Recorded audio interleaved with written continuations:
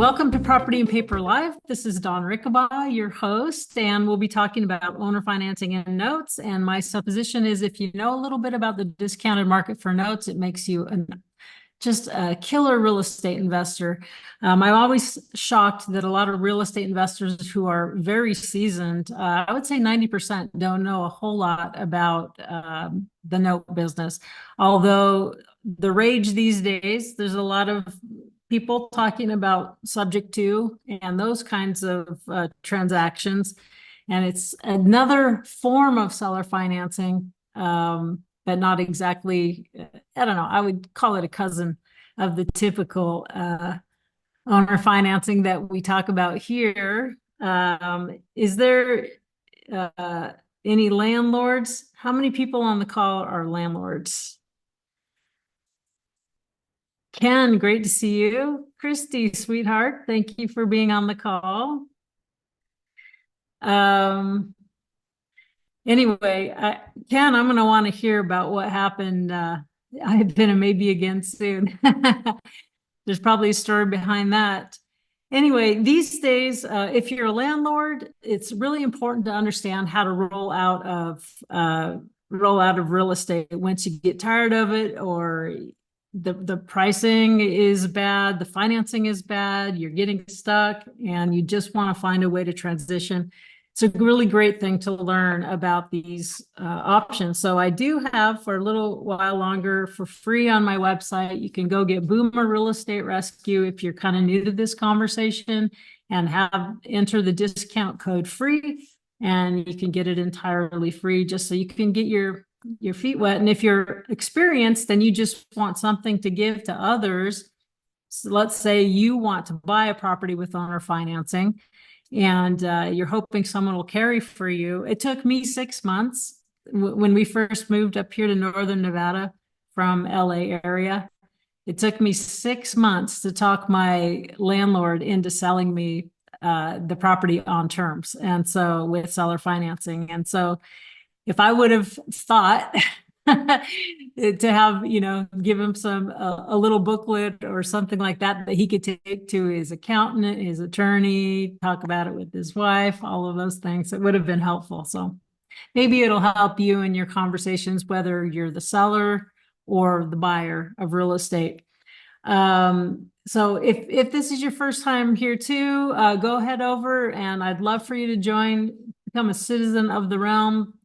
Join up over at notequeen.com. Axel, let me take a breath and you say anything that would be relevant for our folks today.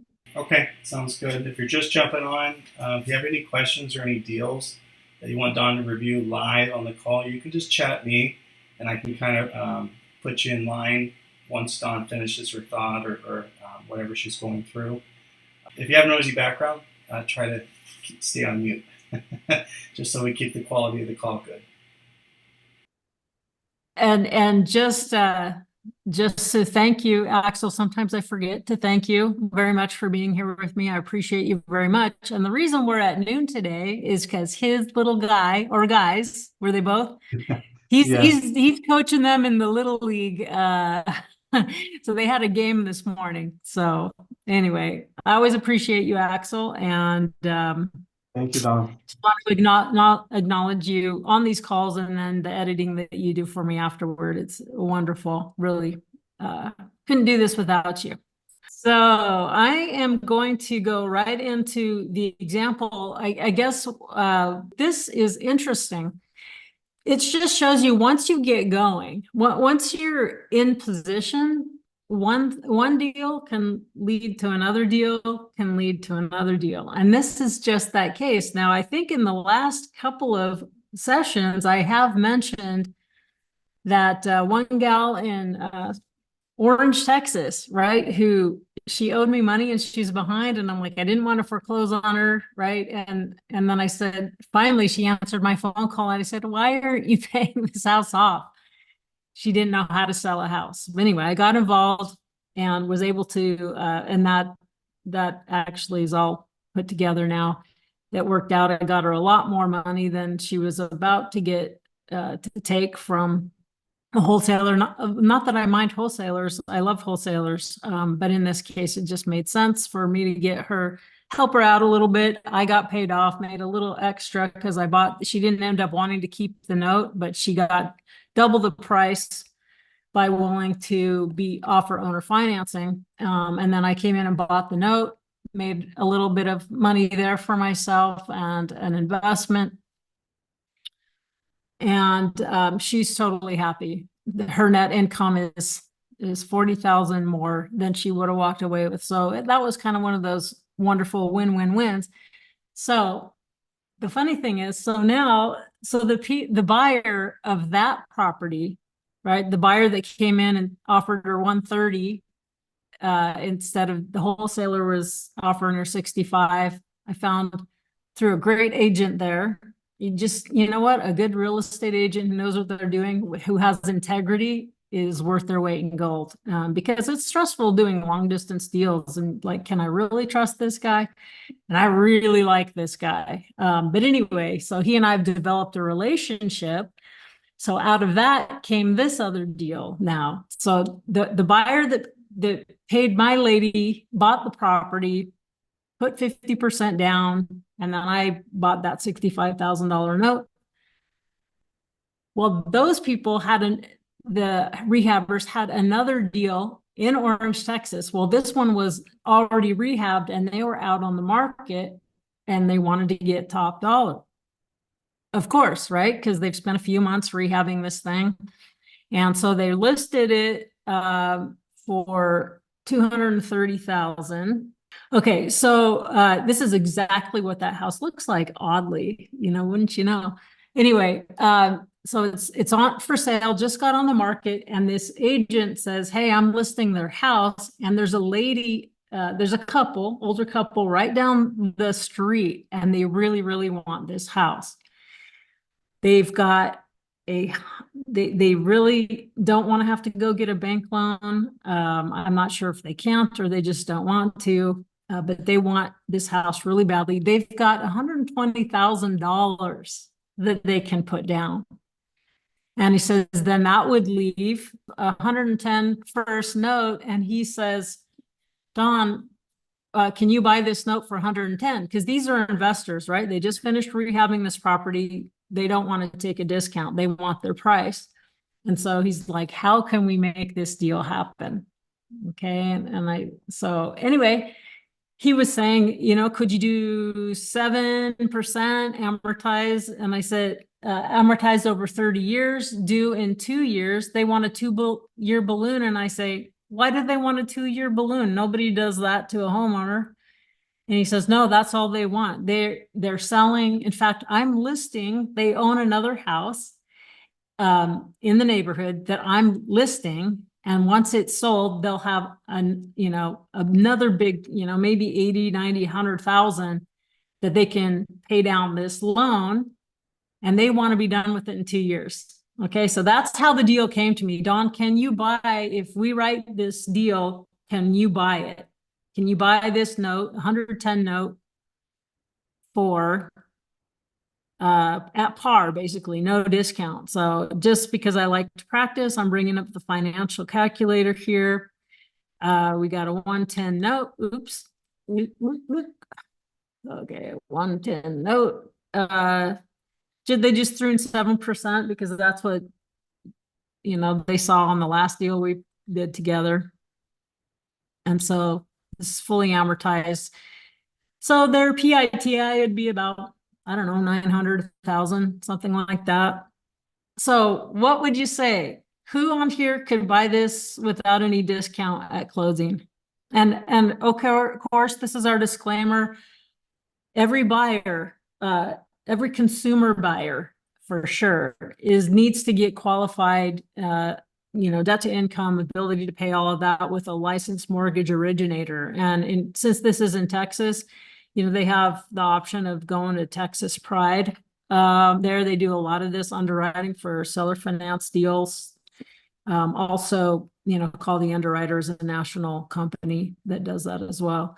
So anyway, so we're not going to be worrying about can they afford it. We're just going to assume they can afford it.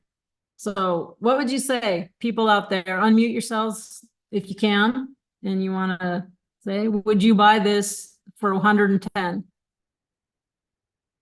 at closing? Yes. Yeah, would you? Why? Hi, is this Barbara? Hi. Yes. Talk to Hi, me. Don. How you doing?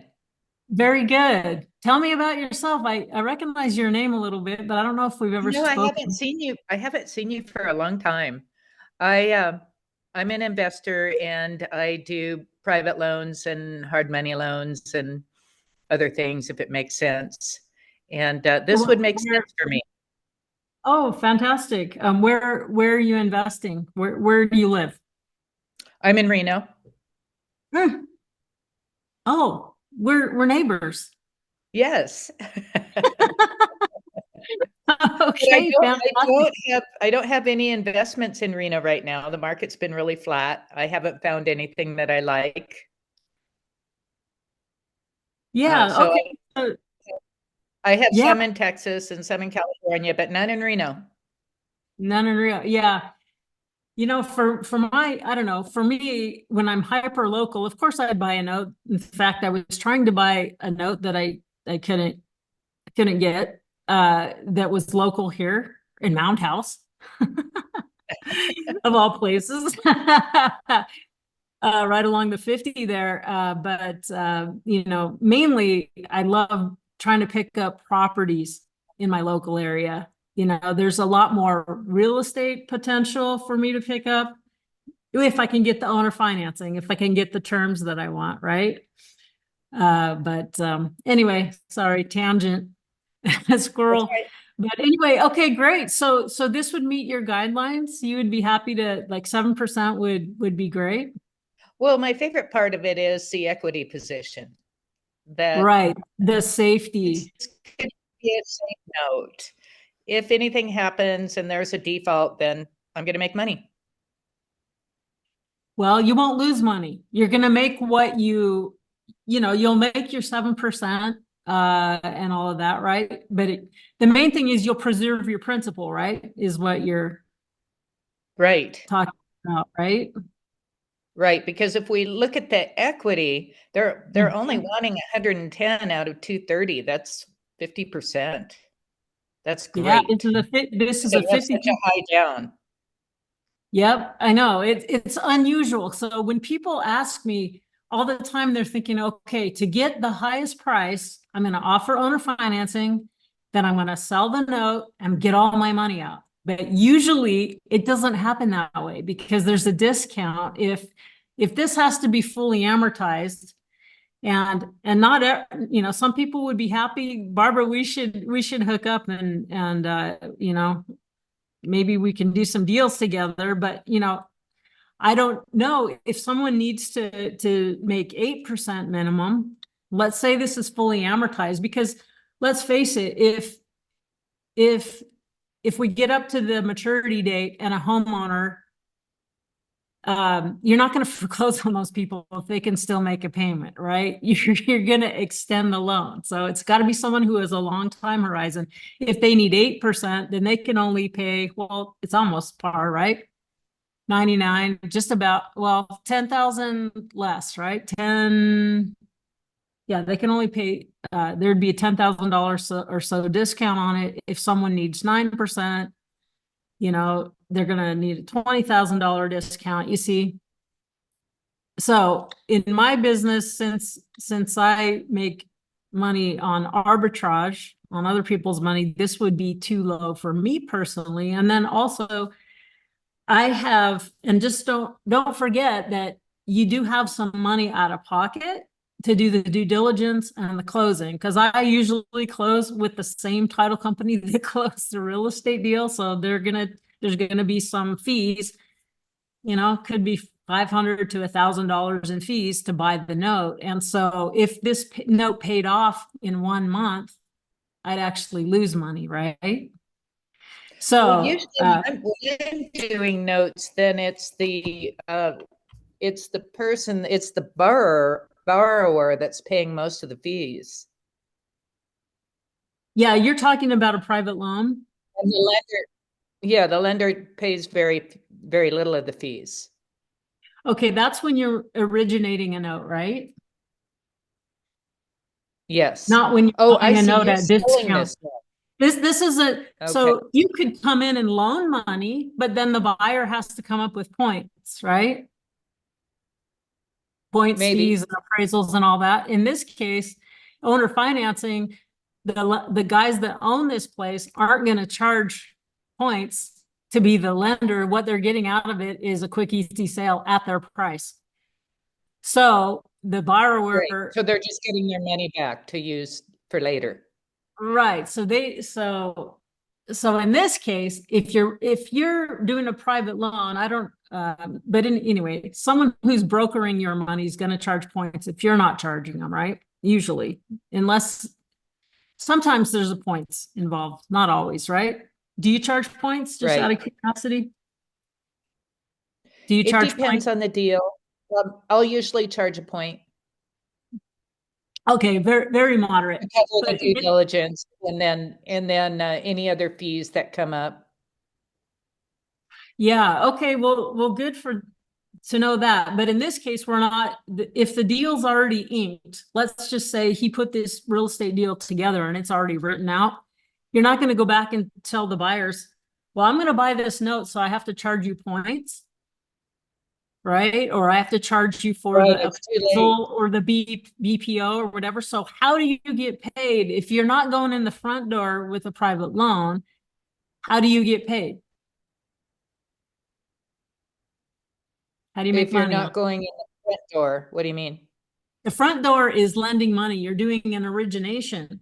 In this case, the rehabber guys, they're the seller, they're the lender, so they would be the lender.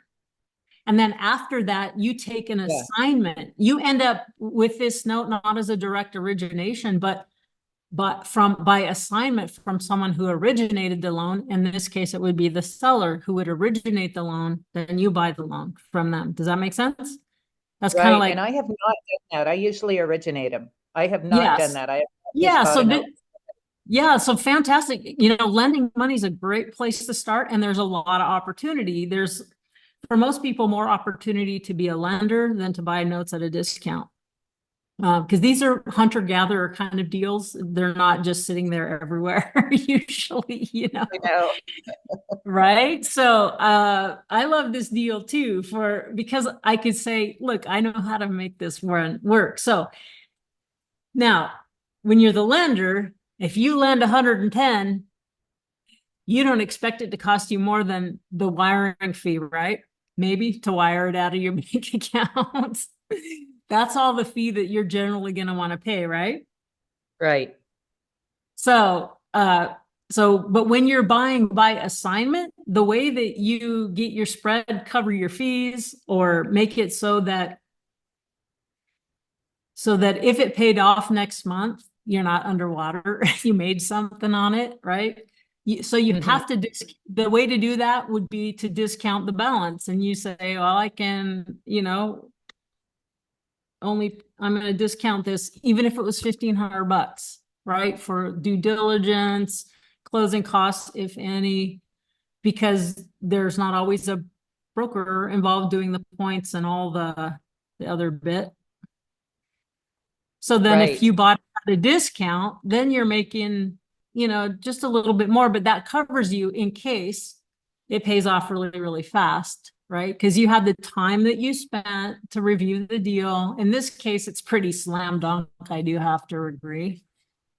It may not be the highest interest rate, but it's solid, right? It would be really hard to lose money on this. The preservation of Right. principal is very important. I mean, gosh, people can, offer you a, 30% yield, but if the payments don't come in as agreed, you don't have a 30% yield, you'll be lucky to get your money back out. And sometimes you do lose money. Now, the thing I like that you said that, hey, you know what, I'm not going to be greedy. I'm willing to do this deal at 7% and just just forget about the closing costs and early payoff or something like that. I just want to make a point here because Barbara's maybe her perfect point probably is maybe 8, 9, 10% or more. How do I know? But let's just say if Barbara has 110,000 and she's gonna hold out and let it sit in her bank account, making, I don't know, let's just pretend nothing, or 1% or 2%. She said, I'm going to wait until I get a 10% deal, right? So she does this deal. She's going to make 10%. Let's say it was to an investor, 1-year rehab or loan or something like that. She's going to make her 916 and then she's out. But anyway, but if that money sits idle for half the year, so she's waiting around, I'm not saying she's doing it, but this is a point to bring up. If she will only do 10% or more for her, what is she actually making for that year? Let's pretend this is just like a 6-month payment, right? Same thing. So half the year it's sitting doing nothing, and half the year it's at 10%. What's her average yield for the year, Barbara? 5%. Yeah, so you're at 5%. So what people don't, sometimes they get lost, they lose the whole point. So sometimes you can come out ahead lending at 6, 7, 8% even, or taking things if it's just at work for a long period of time. And I know a guy that he doesn't want to churn his money. He wants it to be working for 20 years or more and just to be really, really safe, right? He just wants it working. And All right. what's really funny, Don, is I used to be like that. I used to just say, yeah, I want 10% on my money. And those are even harder to find because, for many reasons, people just go, oh, 10%. Well, no, I won't do the deal then. No, that's too high or whatever. And so it just depends on the deal and if it makes sense to you and if it's affordable for the borrower. Because you taught me that a long time ago. Oh, I did? Yeah. Okay. You don't remember. Good job, Donnie. Yes. So I've learned to be more flexible. You can't just sit there and say, no, I'm not going to do anything 10% because then the money does sit. And well, the good part is that right now we can put our money in places and we can get 5% on our money right now. Right. I mean, yeah. And that's really nice.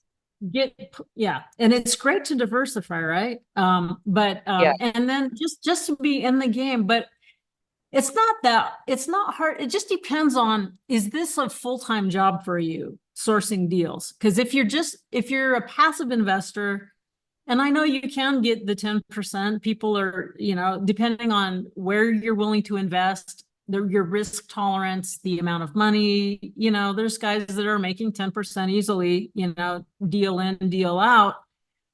But, and for someone like me, being in the business where I'm a deal maker, sort of, so to speak, too, like I'm not just a passive investor. I am that too, but I'm also deal making, and it's part of my business to get these deals and put them together. My expectations for my yield are higher, or I need to get paid. I want to get paid and have passive income both together. And so for me, does that make sense? This is great. I love your participation here very much, Barbara. Okay, so Barbara says she could do it, and presuming that at least no one will ask her for any more money than to wire the money into escrow, right? You'd be willing to do that. And probably, maybe Barbara, the sellers would be willing to eat that cost just for the speed and ease of getting their deal done. Like they just went on the market, they want to sell. Yeah, we'll give up $1,000 if we have to close the deal with the title company. Does that make sense? Right. That would just be another cost for them for closing. And I think that's kind of expected. I mean, it'd be like a half a point. Yeah. I would think that was something that, unless they had a cash offer sitting right there, And it was at the same time, same offer, owner carry offer, cash offer. You know, maybe if they had 5 cash offers at asking price, they wouldn't take it, but. All right, so then basically for me, if I was just taking this down for myself, I'd probably, let's see if I put 12 in. So that if this was fully amortizing, and of course they said it wasn't, but look, that's a pretty steep discount, right? Or even if I needed the 10, that's a pretty steep discount considering these guys are rehabbers. They're in the money of like, they don't want to lose all of their profit in the whole deal, right? But I'm going to buy this as if it's fully amortizing if it's for me, because I already know I'm not going to foreclose on an owner who's making their monthly payments but can't hit the balloon at the maturity date. I already know, right? So a lot of times I'll buy through a balloon. If it's an investor property, sometimes I don't, I'm not as squeamish about it. So let's just say they said 2-year balloon, what will they owe at the end of 2 years? 114 if they only make the minimum payment, which we know, and of course we can't count on this, but we know that they're intending to sell a property in the neighborhood and put a big chunk to pay this down. They want to pay it down in 2 years. So then if I needed 10%, if this was just theoretically, if I was only doing this deal by the calculator, then I could buy this for, did I do that correctly? I probably didn't. Okay, well, that looks like it future value, 114. Something doesn't work here. Oh, I know what I did. 10%. Anyway, huh? Sometimes the order that you put the things in makes a big difference. Okay, so then if this was the loan that they were presenting over here, that the realtor, I mean, we just text back and forth. Hey, I got a deal. I got another guy. These same guys, they have another deal. Then there's another buyer do owner financing. And I saw what you did with this other deal. Can we do this one? You know, because then he can, and this agent, you know, he's smart. I trust him. He earned my deep respect of how he treated my borrower, seller. He goes, okay, how does this work? We can put more deals together, blah, blah, blah. Anyway, so can you do this? Can we do this? And then he double ends it, right? He can put more of his buyers that have big cash down payments, but can't or won't get bank loans. He can put more deals together and make more commissions for him and his team. He runs a big office, a big team. He's a really sharp guy. All right, so I'm going to put this in and see this now. Okay, that makes more sense. So then if I come in and need 10% now, just by the calculator, not by the bigger metrics, see, that's a lot less painful. What was it? 83,000 for fully amortized. And I can pay by the calculator a lot more, right? For that same 110 note. Okay, now let's see. And then I said, well, how about this? Can your buyers do this? Oh, we're having that same, okay, there it is. The same problem. I said, can your buyer do this? Can they offer 240? Because I don't want the sellers to take a discount at all. And I want to make some money up front and some money along the way, if possible. That's my goal. Can the buyers increase their offer by 10 grand? They put the same 120 down, still 50%, right? Awesome, awesome loan. So, oops. Now we have $120,000 instead of $110,000 loan.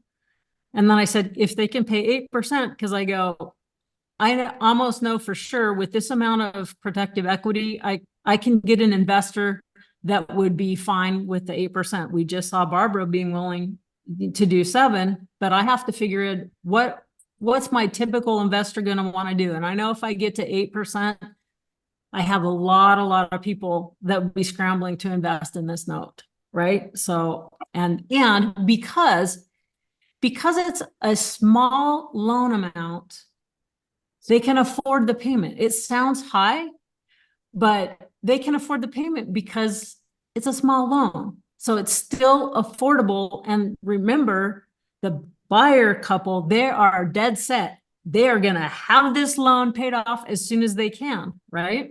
And so that's not necessarily good for someone who wants some income over time. But that's another reason, for a little bit of a discount. Same 30 years. This is what I suggested, or I texted the realtor a few ideas, and this is what he said. We just submitted this offer, so good luck to us, right? And I said, okay, tell me what you actually put together. Okay, so let's pretend this is still PITI is still well within their debt to income ratio guidelines, ability to pay, all that. All right, and I said and they insisted on a balloon. I said, okay, but we're not going to do any shorter than a 5. It's just not good, because if life happens, it's just too short of a balloon, especially for an owner occupant. Okay, so then basically that would be a 60. So this is how the loan stacks up just on its face, right?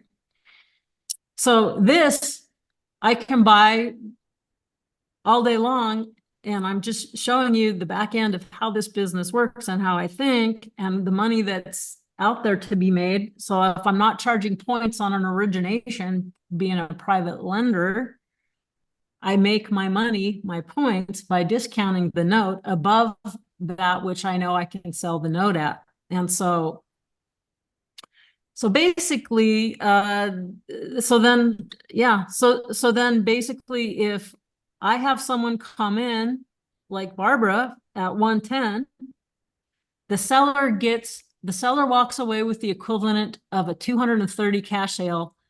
The buyer gets the house they want, and it's a win-win for everybody. And we didn't raise the price too much. It's not like we're saying, oh, now let's pretend this property's 300,000 so we can buy this note, right? It's in a little bit of a premium that the buyer's willing to make to get the deal. So anyway, this is just one example. I'm not sure it's fully baked out yet in terms of all the different things we could talk about, but I just wanted to bring it up that once in a while, you can get the equivalent of a cash sale to a seller so they can walk away with cash, even if they carry paper, right? Offer owner financing. So basically, this 110, if I go, well, what's that yield? Okay, it's a 10% yield. But since Barbara is only going to, actually, if I could sell it to her at 7%, no, you can't do that. But, she's willing to come in at this at par. So then I've got, what do I have? What's my spread in the middle on this?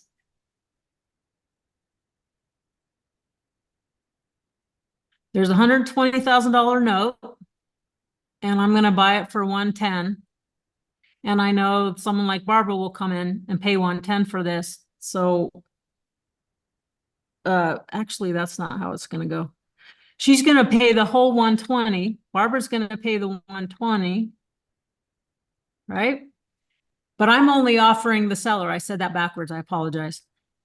Barbara's going to come in with 120 all day long. She's happy with this note, okay, and the protection. But I'm only offering the seller how much? 110. So what does that mean? That means Dawn has $10,000 in the middle, and I expect to pay on due diligence and closing costs with the way that we're doing it with this title company. I expect my closing costs to be about $1,500. So there's an $8,500 spread that I put in my pocket. And this also helps me out. Now, not on this deal, it would be hard not to find someone happy at 8%, but let's just say something happens in the market and I need, all of a sudden, I have to give up more than I thought. Maybe I can only find someone who's willing to do 9%. In that case, I have to have some room in case I guessed wrong and I don't have an investor that will do 8% on it. So now I have some room in there, right? I can still make $4,000 or $5,000 and give my investor a better yield. So that just, does that make sense? Question from Dave Peterson. Can you increase your yield by increasing the sales price? Well, the 8% yield has to be something that also works for the buyer first and foremost, right? So they wanted 7%. Who wouldn't want lower is better for the buyer, right? But knowing that I have how do I need to set this deal up so that an investor will come in and will buy it, right? And then I figure out my spread, the money that I'm going to make up front, and maybe a little bit each month, or sometimes there's a back end to it as well. Deals come together in different ways. But also, we already raised the purchase price on the house $10,000, and I don't want to get too crazy with that. And like I said, you cannot charge on a $500,000 purchase with 50% down. It's a lot tougher to make a $250,000 note at 8% affordable than $120,000 loan affordable for someone. Okay. So it depends. There's a lot of factors here, right? There's a lot that goes into this, but the more we stretch our brains around it, the more sides that we can see. This deal came to me this way, so I'll approach it this way. Oh, this deal came to me this way, so I'll approach it this way. But we know how to make money and make good investments. So active investor money is that chunk change, right? That I was showing you that I expect to make on this deal if it closes. This is still fresh. And I also like, the passive income side as well. And I especially like it if I make passive income on top of other people's money too. That's my favorite kind. That's called infinity return. That's making passive income out of thin air on top of everybody else's money, because my investment has been in my education, my training, being on calls like this, getting out there, connecting, networking, right? So that's the elbow grease I'm bringing to the table. So that's my earned income, I guess, is for positioning myself in a certain way, which anybody can do that they would love to do. Any other comments just on this deal before we kind of move on? I think Thomas has something he can bring up that would be fun to talk about. But Hey, Don. anyway, One question. The example of selling the note to Barbara, are you still participating in that amortization, like that passive income, or are you outright like selling the entire note to her and you're out? a great question. Great question, Axel. So in this case, no. Or let me get back to the note. This is the note, okay? This is the note this is the offer they made. The agent said, this is the offer we submitted to my client. They're both his clients. Okay. And I said, yeah, I can make sure that the sellers net their 110 that they want. Okay. Now let's just pretend in this case, I'm going to sell this at an 8% yield. So there's no way for me to make a spread there, right? Because the face value on the note is equal to what my investor needs. Now let's just pretend, and I'm just going to get this out of the way for a second. Oops. You just play with these 5 buttons. It's fun to play on the calculator. Okay. What if, now let's just pretend this was a 9% yield. Okay. And I'm going to still, I need my investor to bring in the 120 because I'm paying the guy and I want my $10,000 in the middle to cover closing costs and any whoopsie-daisies I made on, figuring what my investor would need to come in. Right. So if I guess right, I'm going to make about $8,000, maybe $8,500 on this deal. Okay. And on top of that, if I could get Barbara to come in and she's still happy with the 8%, then guess what? I get that spread. So what is that? 880. What's the difference between 880? What is that? 70, $80 a month, something like that, right? So then I can make 70, 80, $90 a month passive on top of, I get paid to do the deal, get 8,000 up front, and I get 80,000 or 80,000 a month, $80 a month on top of that, right? And of course, this is going to be serviced. I haven't figured in the servicing fees because we have on a consumer loan, you're going to board this with a licensed note servicer. Does that make sense, Axel? Yes, and at this point in the deal, all your money, you have all your money back at this point, correct? Well, I'm never going to put any money in. Okay, so you're just the architect. All the money's, I mean, I could, right? If I just wanted to go ahead and buy the note for 110, take the assignment, I could do that. In this case, I'll just have, because there's no spread, especially, I'll just have the investor, Barbara, come in with the 120. Well, she'll send 110 to the seller and then she'll send 10,000 to me. So she's all in for 120. Right? Gotcha. Okay. So that's how that works. So sometimes I buy the whole thing and then sell off a partial. Sometimes like this, it doesn't make sense to do it. Just have the investor come in straight. She goes straight on the assignment. There's just one assignment, not two. Right? Oh, and she brings in the money, 110 to that guy, 10,000 to me. She doesn't care where the money goes. Right? She's very happy to be in this deal at 8%. And then, okay. John, I have another question. So Yes. in this case, it was an investor buyer. What if they're owner occupants? Do we need to worry about how many of those we have? I think the rehabbers, investor guys are the sellers in this deal, right? So they're the sellers. They have to probably worry if doing too many owner carries, whatever's compliant in their state. Okay, that's their job to make sure they're compliant. And of course, I would want to make sure. I know that I just happen to know they've never done owner carry before because their job is to buy properties, rehab them, sell for cash, step and repeat, step and repeat, step and repeat, right? So in this case, it is an owner occupant. And that's why I'm saying we have to get them underwritten by a licensed mortgage originator, like the package that has to be done to make sure they collect all the information in the 1003, everything that a mortgage broker does, okay? Just to make sure that they qualify and their credit's decent and blah, blah, blah, blah, right? We have to figure this out, right? That is an expense they have to cover. So I don't know what it costs exactly, depending. I haven't priced it out in a bit. But that is something that they would have to say, yeah, prove that you have the ability to make this loan. You made the offer.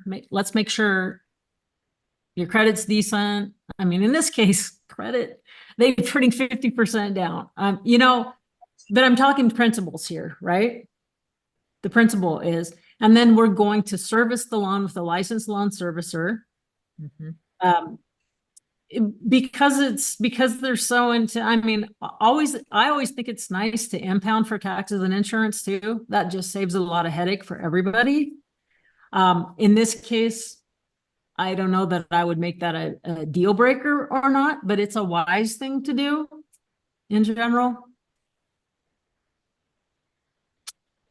So thank you for your questions and participation. Are we complete with my little session? Oh my gosh, it took almost the whole hour doing this thing. Oh my goodness. All right. Thomas, thank you so much again, Barbara and Axel. Appreciate your questions. So I'm spilling the goods here on this call. I'm not holding back. I'm showing you the backside of this business.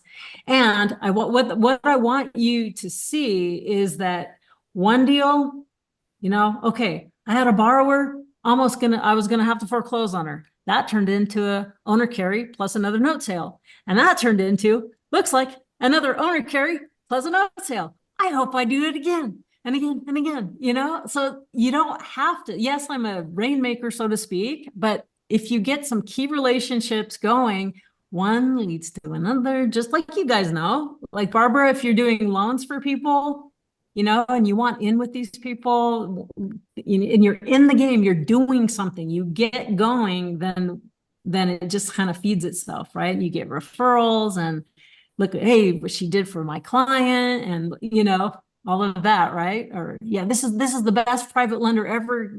Barbara from Reno, you gotta go get her. So anyway, Thomas says in the chat, I just did a deal that made sense. Can we, are you open to sharing that, Thomas? Yeah, Are you? well, I turned on my mic, so usually I don't Oh, say anything. thank you very much. Yeah, let's hear about it. But How are you? Where are you from again? I forget. Iowa. Iowa. Yeah. And so I'm going to just preface this by, we do most stuff for contract for deed here. So I know that's not your preference, but that's just the way it's done in rural Iowa. But anyway, aside from that and how you forfeit, it's, it's not any different than a note. But the guy that we just did this deal with, he was going to do another deal, and he's a real estate agent. He was going to buy some multi-use commercial thing. I can't remember what it was now, but anyway, he needed out of this note, and he'd had it for 2 years. And he'd gone to another guy and told him, hey, you can make such and such interest rate. Well, the guy fell out. I mean, he just flaked out. So he comes back to me then after we talked about it initially, and he pulls it out from under me. And he says, are you still interested? And I said, yeah. Well, my big motivation was he does all kinds of stuff. And it was really following what you were saying, because these guys are out there doing stuff all the time. If you follow through and get a deal done with them, then they'll remember you. And then they'll also, when their friend comes up against something as well that's good, they'll come to you too, because they say, well, I had a guy that he really was all, great for it, but he flaked out, but, Tom will close it. And that's my point, is it's just as much the relationship. And then they say, oh, he'll think outside the box to get this thing done. And so, and deals come to you all different ways. You'll know this, that like I had a banker come to me and said, hey, I just took back these 5 houses. And I've got a tenant in one of them because I appointed a receiver and got them, but I can't loan it to them because they can't come up with 20%. So they said, but I can sell it to you, and then you can sell it to her on contract because we've negotiated the price. So you just step into my position. But if you don't kind of take care of those relationships, those things don't come to you. And that deal is the one that just paid off, which I rolled that money into the one that I just did, and I was talking about with the new guy. So anyway, I've talked enough, but I'm No, sure you haven't talked. You're not having. I want to go back because I missed the context of the deal. So slow down and tell it to me again, because I love what you. Thank you for punctuating the concept. And it gets fun, right? Once you get a little traction and a little momentum. In the beginning, it can seem so hard to break in and how to blah, blah, blah, blah. But like once you get going, it's just fun. It's just pure fun putting deals together. So start all over.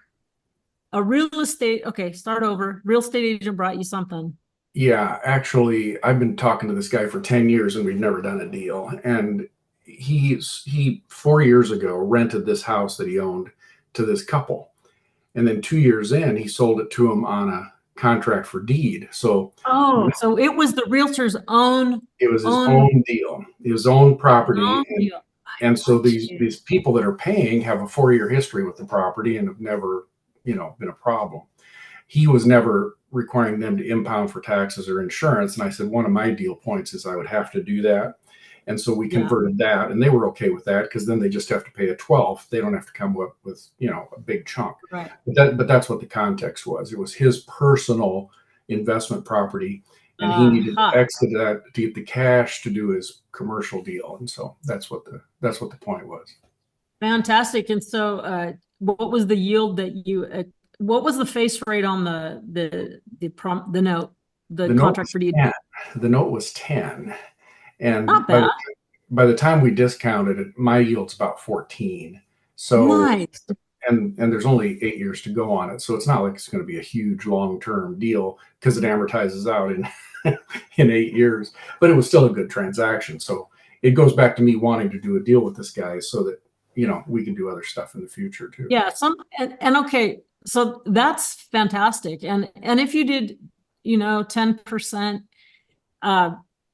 it sounds like, gosh, you should have just given him par 10, greedy investor, right? No, but when you look at the calculator for something that is short amortization, it's hardly worth Right. it's all principal coming back. Right. And so Right. it's hardly worth the paperwork to put the Right. deal together. So on those short amortizations, Yeah. the actual yield on the calculator looks enormous. Like a lot of times 18%, 30%, 50%. Like on a really, really short amortization. Like if it's not 50%, it's not worth even, putting opening up the Word document to do it. Yeah, I never would put one on a 10-year am. I would do them on 20 because then I think you have something to work with. Plus, for the kind of buyers that you've got, which for some reason they either have a credit issue or whatever, it's more affordable if you just stretch it out, even if they have to pay a little bit more interest. And so anyway, without taking advantage of anybody, which I don't want to do that, but I mean, they're not credit worthy for some for some reason, and so you can help them out, and they can own their house. No, I'm when I said don't be greedy, I'm just playing devil's advocate because that's what, real estate investors and note investors, we can look like we're just, some people think, oh, you guys are, taking advantage of people, but like we provide a service. Right. I'm not a bank. And I'm not against making a profit at all. I love making a profit. And I've had people say that. I've got another one where I got 9%, and this was 2 years ago. Somebody said to me, well, what kind of interest rate? 9%. Oh my goodness. How do you do that? That's terrible. And I said, not really. I mean, they own a house now that they would have never owned, and it's very affordable for them. So. Exactly. And it's affordable for them. You're giving them a chance. With the contract for deed, what I don't like is being on title to property. Oh, yeah. That's one of my biggest problems. Contract for deed, I don't pretend. If I had one, which I did have back in the day, I gotten away from it. But, when the assumption was, oh, then you can just evict someone if there's a default instead of having to foreclose. That's not true. Pretty much you're gonna, even if a contract for deed lease option, you better be you might not have to, but you better be ready to foreclose because these days they can be deemed to have equitable interest, and you don't want to get in trouble with that. I don't know. What's your take on it? I just don't like being on title to property. Being on title to property is a landmine. Stuff can happen. That's the best reason not to do it. I mean, the forfeiture process is very short here, and the equity redemption is such a pain on mortgages, and we don't really use deeds of trust in this state, so you don't have that middle ground where it's in between the two. So you either got the big old foreclosure with a mortgage, or you've got a contract for deed. And I've never had trouble forfeiting one, but I know that is an issue. And then also coming on title, if you have any kind of environmental issue or something weird, it used to be not so much now, but if there was a meth lab or something like that, which they really poison your property, but usually not. I mean, there's downside to it. Sure, I get that. Okay, well, it's thank you so much. What a rich sharing. We are at the top of the hour. Is there any last minute comments or questions before we wrap this up today? Okay, well, thank you for love seeing you people, your faces and your names. For the faces I can't see. Anyway, well, it's just so fun. So I hope if you've been listening all the way through and you're on YouTube or podcast, go ahead and like and subscribe. It helps me out a lot. Come over and sign up at notequeen.com. Download the free Boomer Real Estate Rescue if you want to share that with other people. Realtors, I'm going to be giving it out to realtors that I know to say, hey, here's the reason why. Here's what seller financing it is. Who's it for? Why? What are the benefits? So anyway, just a reminder, and thank you so much. I appreciate you, and just keep going out there creating financial solutions, just one mom and pop to another. I'll catch you around the queendom. See you next time. Bye-bye.